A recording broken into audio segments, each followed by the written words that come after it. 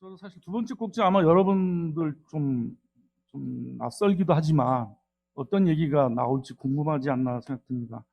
곽하신 작가의 작품의 전반적인 것들을 아주 세 가지 키워드로 로컬 음펜, 저는 남성성, 이걸 중심으로 한림대 김양 선생님께서 먼저 발제를 역시 한 20분 정도에서 한 3시 반, 3시 반? 예. 3시 반 15분. 3시 35분까지. 3시 35분까지. 듣겠습니다. 안녕하세요. 이 곽화신 작가 그 연구가 거의 전무하다시피 안 돼 있고, 저도 이제 자료조사 과정에서 지금 현재 나와 있는 연구 이 뭔가 결과나 연보조차도 지금 그 오류가 많거든요. 그래서 이번에 조금 하면서 좀 다른 후속 작업이나 아니면 젊은 신진 연구자들이 연구를 하면 좋겠다라는 생각을 잠깐 했었습니다. 그래서 이게 들어가는 말에서 정리적 사실을 제가 적은 이유는 워낙 이 작가가 항상 그 곽화신 가나다의 앞이기 때문에 오늘 여기에서도 바로 앞에 있지 않습니까? 그런데도 불구하고 신지식이 작가로 언급만 되고 있는 어떤 그런 상태이기 때문에 좀 정기적 사실을 좀 말씀을 드렸는데요. 그냥 몇 가지로 정리를 드리자면 앞에는 읽어보시고요. 98페이지로 넘어가겠습니다. 소설집은 지금 한 권만 발간돼 있는 상태고요. 그러니까 장편 소설 빼고 신장로라고 하는 이것도 희망출판사에서 55년에 나오고 그 이후에는 그냥 단편 문학 전집, 우리나라의 그 무수히 많은 단편 문학 전집에 항상 곽하신 작가의 작품이 몇 개 들어가 있긴 하지만 이 작가의 이 신장로 이후의 어떤 뭐나 아니면 신장로를 더 보완할 만한 작업은 제가 여기 기재를 해놓긴 했는데요. 그 97페이지 각주 1번에 있는 곽하신의 출신지인 연천 향토문학 발굴위원회 편 곽하신 단편 소설 선집이 유일합니다. 근데 여기에도 보면 작가 연보의 출생 연대부터 그냥 예를 들면 저희가 구글링 하거나 아니면 단편 문학 전집에 실려 있는 생년월일하고 여기 단편 소설 선집 여기에 실려 있는 생년월일부터 오기가 있거든요. 그래서 하여튼 상당히 많은 오류가 현재로서는 좀 있는 것으로 보입니다. 다시 98페이지로 가겠습니다. 근데 우리가 만약에 곽하시안 작가를 치거나 국립중앙도서관에서 그렇게 치면은 뭐 신장로 작품이나 모아가 그늘 외에는 이 밑에 적혀져 있는 것처럼 소년대상 번역 번안물 혹은 일본 것으로 추정되는 그런 에세이물을 번역 번안한 것 이런 것들이 아직까지 그냥 그 중앙도서관이나 일반 도서관에는 주로 그 목록에 리스트에 뜨고 있습니다. 다시 말해서 이 작가가 신장로 그 55년에 발표하고 한동안 또 발표를 안 하기도 하고 뭐 이러면서 실제로 연구가 많이 안 되어 있고 거의 이제 그런 작품 생산의 어떤 명맥이 끊겼기 때문으로 보입니다. 그럼에도 불구하고 제가 흥미있게 본 것은 해방 후에 그 작가가 잡지 발간도 했고요. 그리고 희망 편집을 상당히 오랫동안 하셨습니다. 그리고 음, 뒤에 나오는 여인의 노래라는 장편 소설도 이 희망에 연재를 했었고요. 그 다음에 조선일보 편집자도 했었고, 그 다음에 한국전쟁 기간 동안 종군 작가, 공군 작가, 공군 쪽이었거든요. 그래서 종군 작가 활동을 하는 그러니까 문학인이자 저널리스트로서의 어떤 응존력을 보여줬는데도 불구하고 이다지 연구가 안 돼 있는 것은 뭐일까? 이게 이제 궁금증 중에 하나였습니다. 그리고 그 밑에 보면 그래서 저는 이 단절의 부분들에 주목을 했다라고 말씀을 좀 시작을 했는데요. 제 아이디어 자체가 98페이지 맨 마지막 단락에 있는 것처럼 왜 이렇게 중간중간에 막 수십 년이나 뭐 10년이나 이런 식으로 단절점이 많을까? 그리고 왜 이렇게 결락의 지점들이 많을까? 그리고 식민지 시기 작품은 주로 문장지 중심으로 되어 있는데 그 전후에는 완전히 작품의 색깔이 달라진다던가 이와 같은 현상들은 왜 벌어지고 있을까? 거기에서 관심이 출발을 했습니다. 또 하나는 지금 그 단편문학 전집이나 이런 데 실려 있는 곽하신과 관련된 정말 짤막한 단평들은 원래는 여기 각주에 좀 있겠지만 백철 선생이 남긴 그 곽하신에 대한 평가, 요설체, 그러니까 언어가 좀 상당히 이제 언어나 이제 표현에서 요설체 문장이 이 사람의 장기이다라고 하는 그 부분에서 전혀 좀 진전이 없는데 실제로 그 요설체 실험에 해당되는 단편은 식민지 시기 작품들이고요. 그다음에 그게 이제 가장 극단적으로 나타나는 거는 제 그 분석에서는 빠졌습니다만 안해라는 작품이고요. 오히려 식민지 이후나 이제 해방 이후의 작품은 이와 같은 언어 실험이나 요소체와도 별로 관련성이 없다는 거죠. 그래서 기존의 어떤 그 곽하신 연구가 전혀 안 돼 있다는 점, 논문 한 편 없고, 그 다음에 됐다 한다 하더라도 상당히 좀 약간 좀 수정을 요하는 지점들이 많다는 점, 그 점에서 이제 출발을 했습니다.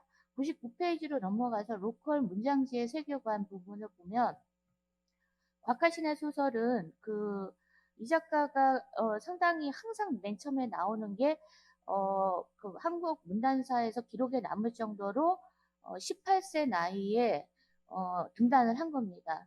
그거 하고 그다음에 아내라는 작품인가 그거 빼고는 다 문장지에 발표를 했습니다. 그리고 문장지에 발표한 작품의 마지막 연도는 41년 2월이 되겠습니다. 그러니까 여기에 발표된 더군다나 이 중에 두 편은 추천 소설이거든요. 만양모하고 사공원.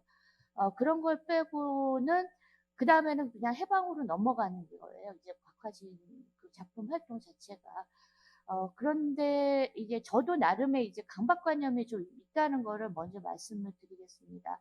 곽하신 작가가 이제 추천을 여기에서 받았고, 그 다음에 나머지 작품들도 그 99페이지 각주 5번에 있습니다만, 창작 32인집, 창작 34인집과 같은 일종의 그 문장지 특집에 실려 있어요. 그 신진 일종의 할당으로 실려 있다라고 봐야 되나?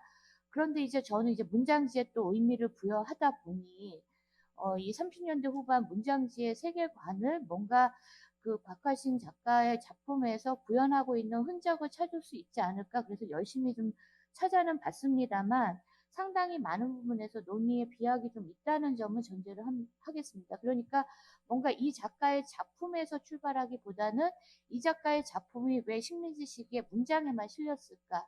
그러니까 문장지가 좋아하는 작가 혹은 이 작가 자신도 뭔가 문장지의 세계관에 뭔가 동의하거나 동조하지 않았을까라는 좀 전제에서 논의가 좀 출발하고 있습니다. 그와 같은 흔적들이 99페이지 첫 번째 단락 부분이고요. 그리고 이제 그 추천사는 이태준이 썼거든요. 만양모하고 사공에 해당하는 추천사도 썼는데 실제로 이것도 보면은 뭔가 뭐라 그러지? 그 문장지의 세계관에 초점을 맞췄다기보단 이태준의 추천사 내용이 언어하고 이제 플롯 구성 원리나 이런 부분에 초점을 맞춰서 아직까지는 좀 세련되지 않다라는 식으로 추천의 글을 좀 쓴 부분이 있습니다. 100페이지로 넘어가겠습니다. 근데 제가 만양모에 주목한 것은 이 만양모가 맨 처음에 이제 제가 이제 초고 쓸 때는 그 영미 소설 중에 립반 윙클 같은 소설도 좀 떠올리고 했었거든요. 게으른 뭔가 그 농부 그리고 말 그대로 근대적인 시계 시간의 원리의 지배를 받지 않는 이 게으른 농부나 게으른 사람을 뭐 선택한 이유가 있을까? 그런 거에 초점을 맞춰서 이제 반근대의 시간과 정서라고 일단은 표현했습니다. 근데 저는 일단 이 그 식민지 시기 작품 중에서 사공이라는 작품에 오히려 주목을 해서 읽고자 했는데요. 많이 분석은 안 되어 있습니다만 여기에 보면은 그 나룻배 사공이 그 외지에서 온 사람인데 그럼에도 불구하고 자기가 그 사공 일을 하고 있는 일종의 그 시골이나 토착적 정서에 상당히 동질화되고 동질화돼서 살아가고 있는데 이 나룻배를 가지고 있는 일종의 오너가 이 나룻배를 팔아요. 젊은 사람한테. 그래서 맨 나중에 이 계속 가서 읍소를 하지만 이 나룻배의 오너는 이 사람의 말을 듣지 않거든요. 그래서 이 늙은 이 사공첨지가 도끼로 자기 그 나룻배를 부수는 걸로 소설이 끝나거든요. 그래서 저는 이게 일종의 어떤 낡은 질서, 낡은 세대가 자신의 어떤 소멸해 가고 있는 어떤 그런 부분에 대해서 어떤 식으로 일종의 저항을 한달지 아니면 어떤 식의 반응을 보이는 건지 그런 부분에 좀 초점을 맞춰서 보고자 했습니다. 그래서 근대의 어떤 교환회로나 일종의 사고 파는 부분들에 대한 것이 이루어지고 있는데 이미 이제 로컬의 장소에서 거기에 대해서 이 사공첨지는 그 교환 회로 속에 들어가지 못하는 일종의 아웃사이더 같은 존재이다라는 식으로 분석을 한 겁니다. 101페이지로 가면 신장로를 보면 이 신장로의 내용은 그 신장로 자체가 일단 근대 도시로서의 이동성을 매개하는 측면이 있는데 저는 그냥 처음에 읽었을 때는 이 신장로 같은 소설은 김유정의 봄봄이나 동백꽃 같은 것도 좀 떠올렸거든요. 그래서 사춘기 소년 소녀의 그 농촌을 배경으로 해서 순수한 연애 감정을 그리고 있는데 이 정희라는 여자애를 돌쇠가 좋아하지만 정희가 오빠와 더불어서 오빠를 따라서 이 집 전체가 서울로 이사를 하게 돼요. 그런데 이때 이 정인의 집은 이 도sen의 집보다는 잘 살거든요. 그래서 의복이나 아니면은 이 안에 있는 집의 모습에서 좀 그런 부분들을 좀 보여주고 있고 정인 오빠가 있는데 도세가 정인의 집에 찾아갔을 때 제일 먼저 문턱에서 제일 먼저 발견하는 게 정희 오빠의 구두예요. 이 신식문물로 좀 환기될 수 있는 구두를 보고 뭐 이렇게 뭐 이렇게 떠올리는 장면들도 나오고 이와 같은 근대 문물에 대한 어떤 묘사들이 좀 나오면서도 동시에 101페이지 거기 해당되는 맨 마지막 단락에 보면 애사막스럽게 뭐 된박처럼 파스탄다와 같이 이게 그 곽화신 작가의 좀 특성 중에 하나인데 언어적인 표현이나 이제 토성어를 구사를 하려고 상당히 노력을 한 측면들이 좀 있거든요. 그래서 이와 같은 부분들이 동시에 있는 거 이런 부분들을 또 이제 비약을 하자면 문장지의 그 언어의 공을 들이는 미적 근대성의 추구와 일면 좀 맞닿아 있는 게 아닌가. 그래서 이 신지식이 비록 4편에서 6편 정도밖에 안 되는 신진 작가의 작품이지만 곽하신 작가의 작품이 좀 그런 각도에서 좀 가치를 부여할 수 있지 않을까라고 좀 생각을 했습니다. 그 다음에 3번하고 4번은 좀 묶어서 말씀을 드리면 제가 전후 남성성의 형성 1, 2로 했는데요. 원래는 제목의 세 좌표를 그러니까 해방 이후 그다음에 전후에 이 남성성을 뭐 하나는 이제 룸펜으로 애초에 잡았어요. 룸펜으로 잡고 원래는 여성 젠더로 잡았는데 아무리 봐도 이 장편 소설로 넘어가니까 여성 젠더가 중요한 게 아니고 여성 젠더, 남성 젠더보다 오히려 이제 전후 남성성의 형성이나 이런 부분들을 곽하신 작가가 좀 재미있게, 흥미롭게 좀 포착하고 있다는 생각이 들어서 약간 궤도 수정을 하면서 어떻게 보면 이 눈펜하고 뒤에 있는 경제형 인간은 일종의 짝패 같은 거라고 좀 생각을 하시고 읽어주셨으면 좋겠습니다. 근데 굳이 나눈 거는 이 여기 룸펜 쪽에서 제가 주로 분석한 작품들은 전후에 단편 소설들이 좀 있거든요. 특히 구식 활동하는 남자 지식인들 한 서너 편 정도가 되는데 거기에 초점을 맞춰서 이 룸펜을 좀 그린 거고요. 102페이지, 103페이지로 넘어가겠습니다. 그 중간에 있는 부분은 이 종군 작가로 활동하면서 썼던 좀 수단 몇 편의 작품들이 있는데 그 부분은 일단은 제 지금 틀의 전체적인 프레임에는 안 들어와서 현재는 좀 논의해서 빼고 지금 진행을 해보도록 하겠습니다. 102페이지 위에서 세 번째 줄에 있는 것처럼 1950년대 말 곽하신의 소설에 등장하는 룸펜 지식인은 이 실업률에서 볼 수 있는 것처럼 전후에 이제 실업률이 상당히 심각한 문제가 됐거든요. 근데 이 사람들이 보면은 거의 그 전후에 한마디로 말하면 이제 각자 도생할 수밖에 없는 인간의 면모를 보여줘요. 그래서 정말 피도 눈물도 없고, 그 다음에 우리가 보통 얘기하는 남성 연대나 남성 공동체 이런 부분들도 완전히 무너지는 각자 도생의 그 시기가 도래했다라는 부분을 그 룸펜이나 이 뒤에 그 작품에서도 좀 볼 수가 있는데, 이 말인즉슨 구직 활동을 하는데 친구가 와서 이제 이 사람은 직장이 있어요. 그런데 친구가 와서 막 1년, 심지어는 뭐 여기에 나오는 거 보면 짧으면 뭐 6개월이고 1년, 3년 동안 구직 활동을 해요.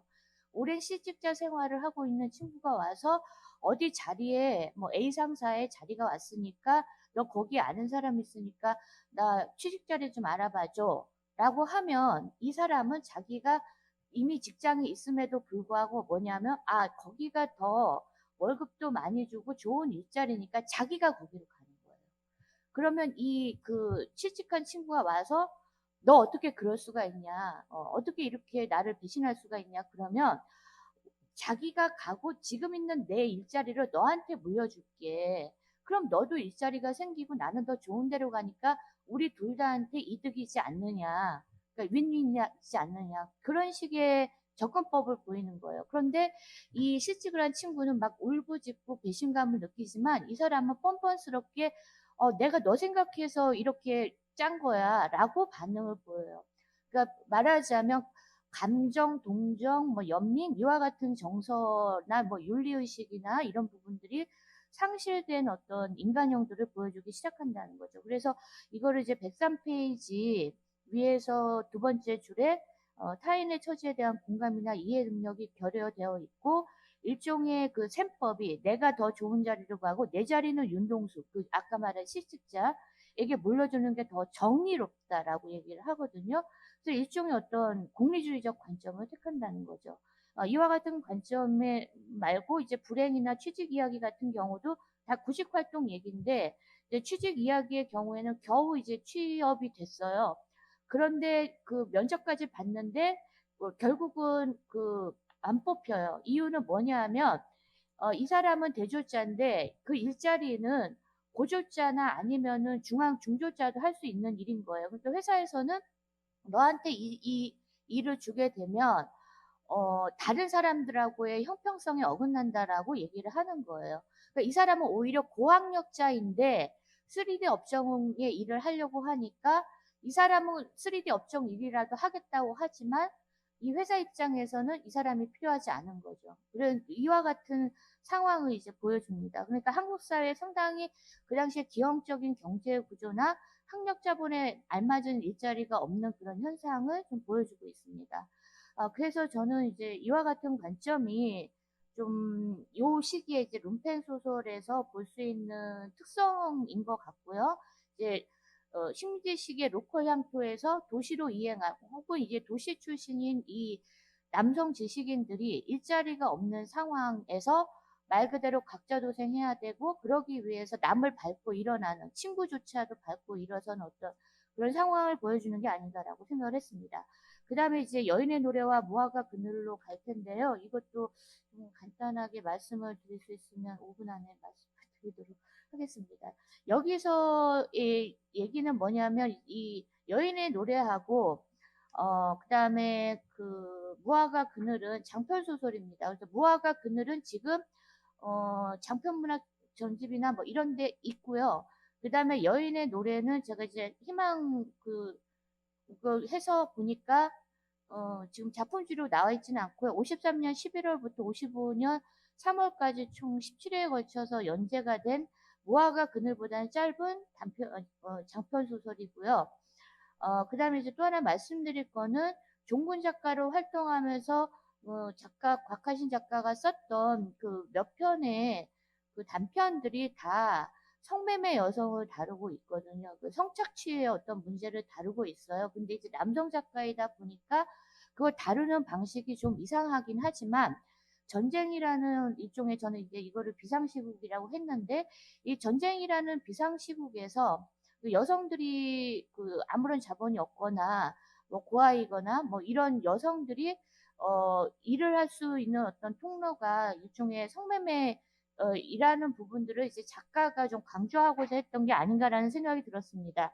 그래서 104페이지 4 챕터 위에서 네 번째 줄에 있는 처녀 애장으로부터 이야기를 시작하자면 이 작품은 말 그대로 여성 주인공이 1인칭으로 전개되지만 전개되고 있는 내용을 보면 사실은 여성 젠더의 목소리라고 보기는 힘들어요. 근데 그보다도 더 문제인 것은 지금 현재 이 처녀 애장이 여러분이 이제 네이버나 뭐 구글이나 이런 데 검색해봐도 김말복 작품으로 지금 서지에 나와 있거든요. 그런데 이거 지금 있는 그 이게 뭐더라 전신문학 잡지를 보거나 아니면 제가 앞에 그 서지 작성한 데 보면 오류를 잡아놨는데 김말봉 작품이 아니라 처녀회장은 곽하신 작가 작품입니다. 근데 왜 이렇게 계속 오류가 있는지는 모르겠습니다. 그리고 어, 요렇게 성매매 여성을 그렸던 게 이제 여인의 노래에 오면 성매매 여성이나 성착취의 문제가 아니라 이 성매매나 성착취 플러스 고리대금을 통해서 자신의 부를 축적해가는 남성이 등장을 하게 되는데요. 105페이지에 보면 조금 복잡하니까 이거는 좀 제가 지금 현재 설명이나 낭독을 하는 것보다는 나중에 조금 읽어보시는 게 좋을 것 같고요. 이 여성들이 성매매에 빠지는 메커니즘을 상당히 사실적으로 포착을 하고 있고, 여기가 지금 배경이 그 부산이거든요. 그리고 골목집도 부산인데, 아마도 이 곽하신 작가가 부산에 종군 작가로 가 있었을 때 뭐 취재를 했거나 이런 경험이 있지 않은가라는 생각은 좀 듭니다. 그래서 다 지금 피난민들이에요. 도윤세 뭐 이렇게 해서 여기에 등장하는 인물들이 다 지금 일시적으로 부산에 피난을 왔는데 한때 직장 동료였지만 어떤 식으로 되냐면 이 도윤이라는 사람이 자기와 연인 관계에 있었던 음전이라는 여자를 50만 원을 주고 팔아먹어요. 이제 그 성매매 시장에 팔고 이 여자를 말하자면 이 구하고자 세구나 무슨 다른 직장 동료 여성 남성이 구하러 분주하게 부산 거리를 계속 왔다 갔다 하는 얘기, 정말 부산 거리를 계속 왔다 갔다 하는 얘기만 나오거든요.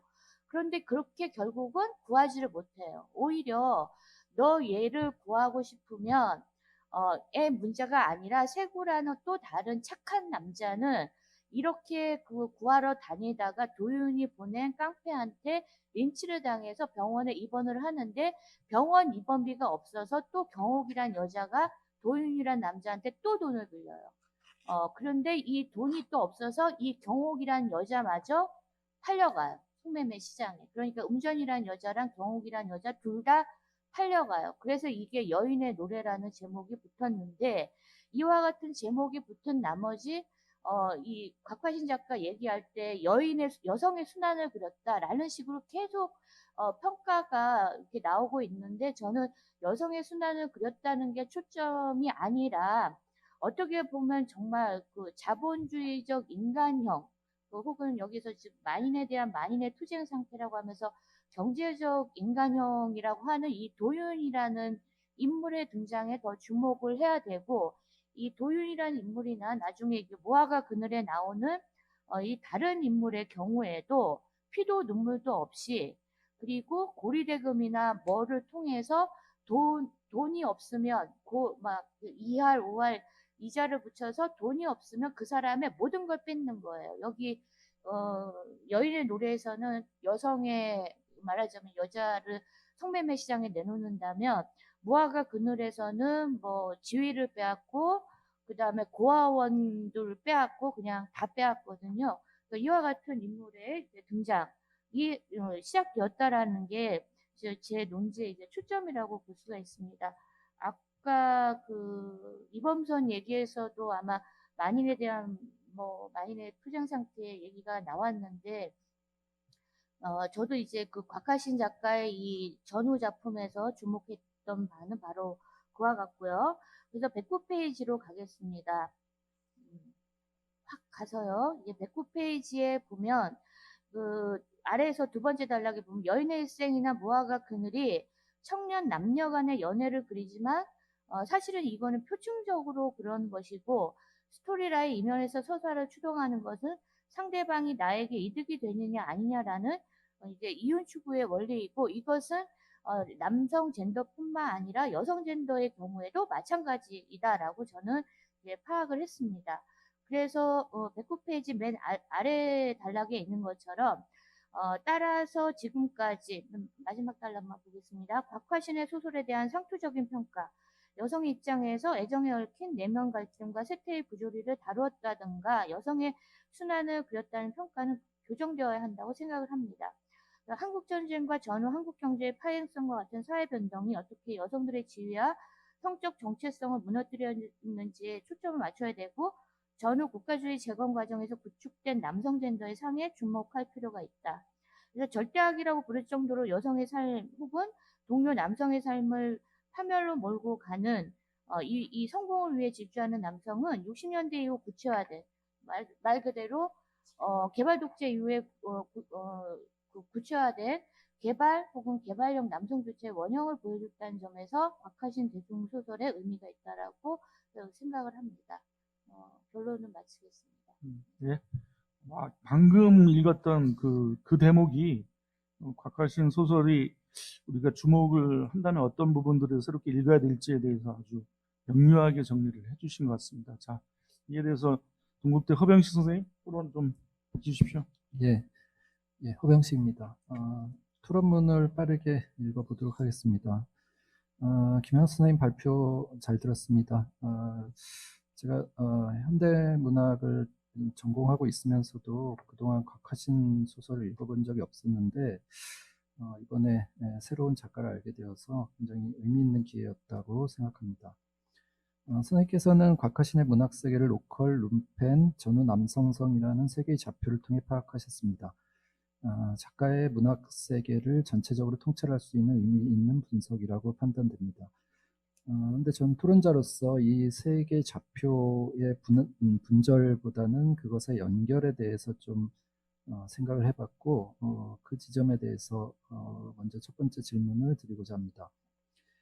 곽하신의 식민지 발표 작품의 공통점에 대해서 선생님은 하층민이나 어린아이를 주인공을 하고 있고 로컬 향토를 배경으로 하고 있고 식민지 근대의 영향에서 벗어나 있거나 소멸해가는 것에 대한 애정 상실감을 기저로 하고 있는 점을 지적하고 계십니다. 즉 문장지의 세계관이 작품에 영향을 미치고 있다고 보셨습니다. 실제로 이런 점이 분명히 곽하신 문학에 드러나 있다라고 볼 수 있을 것 같습니다. 이를테면 단편 신장로에 대한 논의에서 돌쇠와 정의가 헤어지게 된 내력은 농촌 공동체에서 도시로 이동, 경제적 차이, 근대화 모종에 관련이 있다. 돌쇠에게 서울은 집 좋고 길 좋고 일 안 하고 하이카라 서방님들이 있는 자신의 삶과는 거리가 있는 위계화된 공간이다라고 지적을 하셨습니다. 이 위계가 돌쇠와 정의를 갈라놓게 만드는 결정적인 계기가 된 것입니다.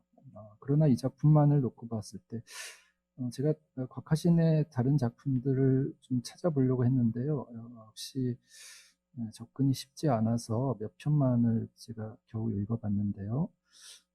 어쨌거나 곽하신의 소설인 정근대적인 시간의식, 로컬 향토에 대한 지향성을 뚜렷하게 드러내는 작품이라고 평가하기는 적어도 신장로의 경우에는 좀 거리가 있지 않을까라는 생각이 들었습니다.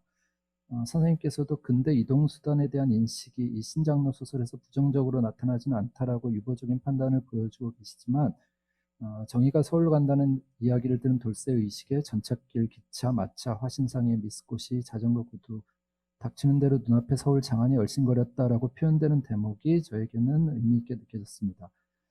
돌쇠가 아직 어린 시골 소년이라는 점을 기억한다면 이러한 대목은 돌쇠가 지니고 있는 기억이라기보다는 작가가 품고 있는 서울에 대한 이미지를 돌쇠에게 투영한 것이라고 판단할 수도 있을 것입니다.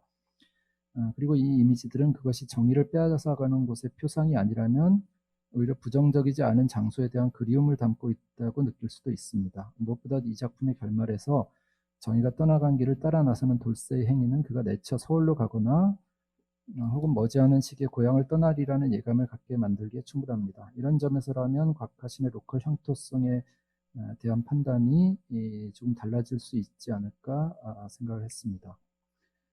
그리고 아까 말씀드렸던 그 세 개의 좌표의 연결에 대한 지점인데요. 시골과 서울의 대비는 50년대의 작품에서도 이어지고 있습니다.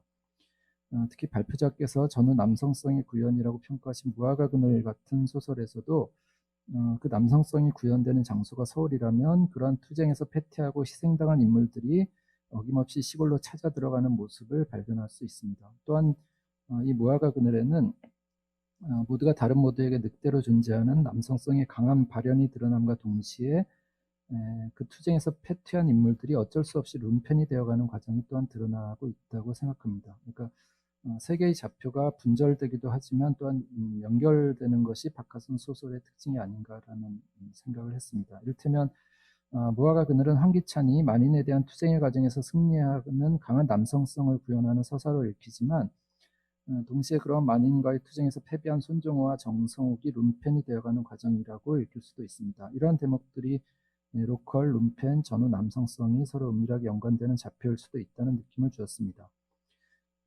그리고 세 번째로 무화과 그늘의 결말에 대해서 좀 이야기해보고 싶었습니다. 이 소설이 순수함이나 열정, 진정성이 합당한 보상을 받지 못하고 돈이나 사회적 지위 등을 위해 수단과 방법을 가리지 않는 성취지향적 인간, 경제적 인간이 전후 저개발 자본주의 국가인 한국 사회의 부상한 현실을 날카롭게 묘파하고 있다는 선생님의 평가는 탁견으로 보입니다. 모두가 손종호의 이입을 해서 복수와 손종호와 복수를 하기 바라고 황기찬이 몰락하기를 바라고 있을 때 그런 대중소설의 문법을 무시하고 황기찬의 성공을 향한 출정을 보여주는 것으로 마무리하는 이 작품의 현실주의는 다시 평가되어야 할 것인지도 모르겠습니다. 그러나 분명히 무정을 연상시키는 결말의 기차에는 황기찬과 전해숙만이 아니라 손종화, 최경호, 즉 패배한 인물들이 같이 우연하게도 같은 기차에 올라타고 있다는 점을 기억할 필요가 있을 것 같습니다. 그리고 무화과라는 비유가 이 두 인물이 아무것도 얻지 못한다는 것을 상징한다고 보기는 어려울 것 같습니다. 이 소설의 제목이 무화과 그늘인데 무화과라는 표현이 딱 한 번 등장합니다. 예수에게 저주를 받은 무화과 나무도 시들기 전까지는 그늘을 드리고 있었지요. 저주를 받았다고는 하더라도 경옥 씨나 내나 세상을 떠날 때까지는 또한 여느 사람이 행하고 있는 여느 언동을 취해야 하지 않겠어요? 이 대목은 경옥이 자신에 대한 신의 저주에 대해 언급하자 손종호가 그에 답하는 말입니다. 이 맥락에 대해서 잘 몰라서 저는 성경의 내용을 좀 찾아보고 그것이 뭐 여러 가지 의미로 해석될 수 있다라는 점을 알게 되었지만 성서적인 의미를 떠나서도 이 대목은 의미가 없지 않다고 생각했습니다.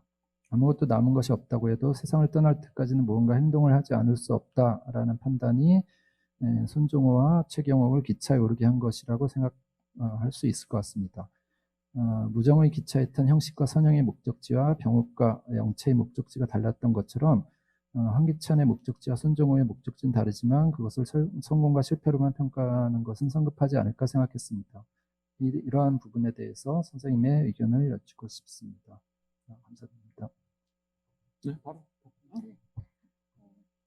제가 아까 말씀드린 것처럼 이 작가가 식민지 시기에 사실은 신진 작가였고 약간의 그 18살에 등단한 이유 때문에 스타성이 있었지만 그 스타성을 꽃피우기도 전에 뭐 어쨌든 문장지 자체가 나 아니면 우리 글 쓰기가 안 됐으니까 작품 활동이 중단되었다가 이제 전후나 해방 직후에 또 이제 활동을 하게 된 그런 부분들에 너무 초점을 맞춰서 이 말하자면 이질성과 차이와 단절에 저는 초점을 맞춰서 봤을 때의 논리적 비약 부분을 선생님이 다 짚어주신 거거든요. 지금 그래서 너무 감사하게 생각을 합니다.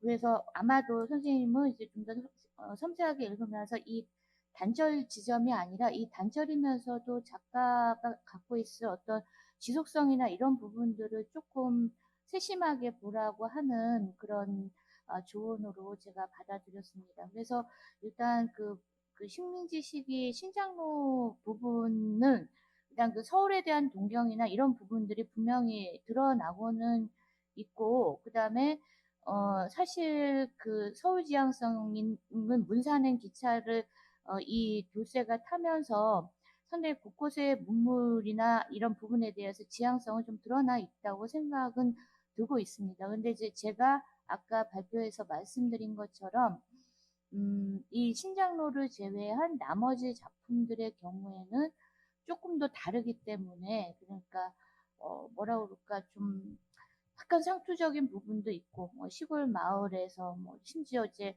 아까 아예 저 조금 다루기가 애매해서 뺐습니다만, 이게 등단작인 신라권의 경우에도 그렇고, 그러니까 오히려 로컬 향토를 배경으로 하되 이 로컬 향토에도 들어온 이 근대나 아니면 뭔가 이제 법이나 제도가 충돌하는 지점을 그리는 게 이 작가가 좀 얘기하고 싶었던 부분이 아닌가라는 생각이 들었습니다. 근데 일단 신장로 부분은 선생님이 말씀하신 것처럼 조금 다른 지점이 있는 것 같아서 한 번 더 살펴보도록 하겠습니다. 그리고 이게 두 번째는 룸펜과 아까 제가 발표하면서 잠시 말씀드렸습니다만 이 룸펜과 남성성이 사실 이렇게 짝패인데 제가 또 이것도 마찬가지로 이제 특성을 좀 부과시키려 하다 보니까 단편 소설의 경우에는 룸펜, 그 다음에 장편 소설의 경우에는 시기적으로도 별 차이가 안 나는데 이제 남성성으로 사실 좀 불리한 측면은 분명히 있습니다. 그래서 그 부분은 조금 좀 논의 나중에 수정하면서 보완하도록 하고요. 근데 여기서 지금 말씀하신 그 무화과 그늘에서 이 그, 그 서울과 시골이 좀 이어져 있지 않는가라는 부분. 저도 지금 무화과 그늘에서 맨 마지막에 이 남자 주인공이 기차를 타고 자기 고향 마을로 가거든요. 근데 왜 이렇게 뭐만 좀 힘들면 다 고향 마을로 가는지는 모르겠으나 이 고향 마을로 가고 그 다음에 그 경옥이라는 여자도 한 번 또 갔다가 또 여기에서 갈 때도 고향 마을이나 시골로 가는 걸로 나와요. 그러니까 이게 선생님 말씀하신 것처럼 서울 혹은 근대 더군다나 이 전후의 어떤 그런 그 말 그대로 적자생존의 그런 그 일종의 원리만 지배하는 서울에 대한 일종의 반발감이나 거기에 대한 어떤 일종의 반명제로 그 시골이나 아니면 향토로 회귀하는 것으로 볼 소지는 충분히 있다라고 생각이 듭니다.